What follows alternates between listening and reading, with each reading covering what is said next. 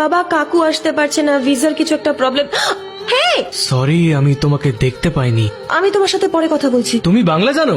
এই, আরে excuse me miss, এই ইংরেজি ভাষাটা অদ্ভুত। মিস বলে না ডাকলে কত কিছু যে মিস হয়ে যায়। হাই, আমি বিকি। তোমার নাম জেনে আমি কি করব? And please don't follow me. সব মেয়েরা প্রথমে এটাই করে, তারপর বাকিটা ইতিহাস। ফ্লাইটে আর জায়গা নেই নিকিতা, ছোট্ট করে নিকি, বেশ কিউট না? তুমি আমার নাম কি করে জানলে? নামটা জেনেছি বলেই না পাশের সিটটাই নিতে পেরেছি। দেখো ভিকি, তুমি যতই চেষ্টা করো না কেন কোনো লাভ হবে না, কারণ আমি তোমাকে ভালো করে চিনে গেছি। চিনে গেছো মানে?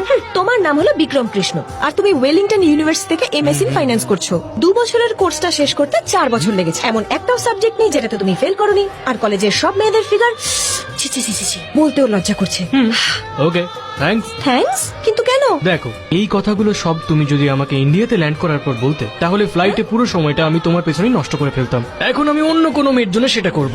কি গ্যারান্টি আছে যে অন্য কোনো মেয়ে রাজি হবে? Excuse me miss. ইয়েস। সহ্য। ভিকি, হাই বাবা, আপনি কেমন আছেন আঙ্কেল? আমি তো খুব ভালো আছি, আগের চেয়ে তো অনেক ভালো আছি। ভিকি ও হলো কিশোর, তোমার কাকুর হবু জামাই। আরে বাবা, তুমি আমাকে হঠাৎ নিতে চলে এলে? না, ওই অ্যাকচুয়ালি আমার বোন এই ফ্লাইটেই এই ফ্লাইটেই? ওই তো এসে গেছে। হাই দাদা।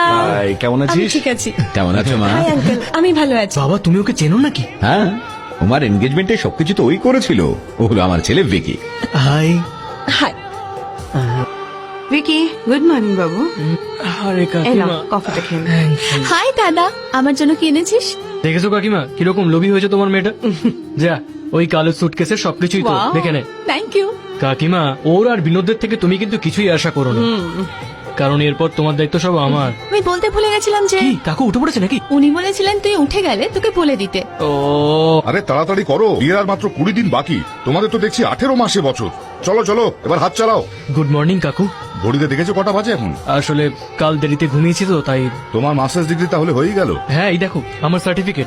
একটা ডিগ্রির পেছনে 2 বছর নষ্ট করে ফেললে, একটু লজ্জা করে না তোমার? ছোট ভাইকে দেখে কিছু শিখতে পারো তো। আমি ওর থেকে শিখ। হ্যাঁ, আইআইটি থেকে বিটেক, তারপর আইআইএম থেকে এমবিএ, এখন একজন ইনভেস্টমেন্ট ব্যাংকার। ওর মাস মাইনে হলো 5 লাখ টাকা। ব্যাস, তোমার আবার বাবা শুরু। সিভিল ইঞ্জিনিয়ারিং এ টপ করেছিলেন, আমি মেডিকেল এন্ট্রান্সে টপ করেছিলাম। এটা আলাদা কথা যে আমি পরে ওই কনস্ট্রাকশনের কাজে চলে এলাম, কিন্তু পড়াশোনার সঙ্গে এখনো সম্পর্ক আছে আমার, এখনো পড়ি। আমাদের পুরো ফ্যামিলির মধ্যে যদি কোনো অকম্মা ঢেকি থেকে থাকে তাহলে সেটা তুই। আমি তোকে একটা কথাই বার করে বলতে থাকি, তবুও তুই সেটা কানেও হ্যাঁ, যা। বলো বাবা। আরে তুই তো কিশোরের বোনকে চিনিস, হ্যাঁ, তাই না? নিকিতা। দেখ, রীতি অনুযায়ী ওকে কিছু উপহার দেওয়ার কথা। তুই বরং ওকে শপিং এ নিয়ে যা, আর ওর যা যা পছন্দ হবে সেগুলো সব ওকে কিনে দিবি। টাকা পয়সা নিয়ে চিন্তা করিস না। এইসব করার আবার কি দরকার? আমি করে টাকা দিয়ে দিলি। কি হয়েছে? মন খারাপ? ছোটবেলা থেকেই শুনছি এসব, কি এসে যায়। কিন্তু তুমিও যদি মন দিয়ে পড়াশোনা করতে তাহলে কিছু একটা করতে। পড়াশোনা নিয়ে কথা না বলাটাই ভালো। তা বলে তোমার লাইফে কোনো লক্ষ্য থাকবে না? কে বলেছে তোমায় আমার কোনো লক্ষ্য নেই? সেটা কি বলো? আমার বাবার কোম্পানিকে এগিয়ে নিয়ে যাও।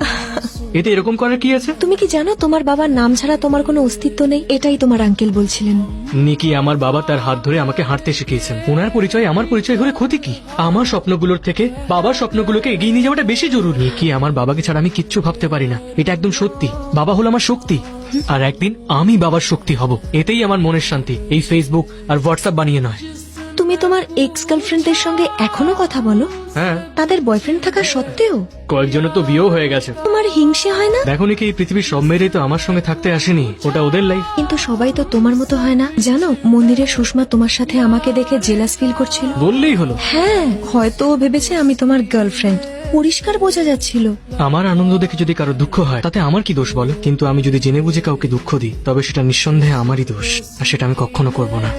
গড ভিকি, এবার তো আমারই হিংসে হচ্ছে। তোমার মতো সুখী মানুষ আমি আর একটাও দেখিনি। সত্যি করে বলো, তুমি জীবনে কখনো দুঃখ পাওনি? না। সিরিয়াসলি, কখনো কাঁদোনি? না তো। ছোটবেলায় যখন তোমার কোনো খেলনা ভেঙে যেত বা ব্যথা পেলে ব্যথা লাগলে ওষুধ লাগিয়ে নিতাম। আরে ওই ডিজের ভুলের জন্য তুমি আমাকে কেন শাস্তি দিচ্ছ? তুমি এটা কেন বললে যে আমি তোমার দুঃসম্পর্কের আত্মীয়া? আরে বাবা, কারণ এটাই সত্যি। আমি এমন কি করবো যে তুমি আমাকে ভালোবাসবে? হ্যাঁ, বলো, তোমার মনে জায়গা পাওয়ার জন্য আমায় কি করতে হবে? তোমার ভুলভাল জোকস শুনে হাসবো, নাকি সারাক্ষণ মেকআপ করে ঘুরবো, নাকি ছোট ছোট ড্রেস পরে তোমাকে ইমপ্রেস করবো? বলো, what should I do? Nikki তুমি এরকম কেন করছো? I love you Vicky, that's my problem. আর তুমি এটা বুঝতে পারছো না, তাতে আরো প্রবলেম। নিকি, নিকি তুমি কাঁদছ। নিকি প্লিজ আর কেঁদো না প্লিজ। আমি তোমার চোখ মুছে দিই। I really love you Vicky. Love মানে কি? যেটা ছেলে আর মেয়ের মধ্যে হয়, ওদের সম্পর্ক ক্রমশ গভীর হয়, আর তারপর ওরা বিয়ে করে নেয়। তুমি কি সেটাই বলছো? হ্যাঁ। এক মিনিট দাঁড়াও নিকি, এইভাবে আমি কাউকে ভালোবাসি। আমার সব থেকে লম্বা রিলেশনশিপটা চলে 1 মাস। তাহলে আমরা 2 মাসের জন্য ট্রাই করি। তার মানে আমি ইন্ডিয়াতে শুধু 2 মাসের জন্যই আছি ভিকি, একবার চেষ্টা করে দেখলে হয় না? নিকি, বাড়ির লোকেরা জেনে গেলে কিন্তু সাংঘাতিক কাণ্ড হয়ে যাবে। একবার ট্রাই তো করো। আমরা দুজনেই নিজেদের ফ্যামিলিকে তখনই বলবো যখন দুজনে রাজি থাকবো, নয়তো একে অপরকে ভুলে যাব। প্লিজ ভিকি, আমার জন্য প্লিজ। ঠিক আছে, তাহলে আমরা কি গার্লফ্রেন্ড বয়ফ্রেন্ড? ইয়েস। তাহলে কিস করতে পারি তো?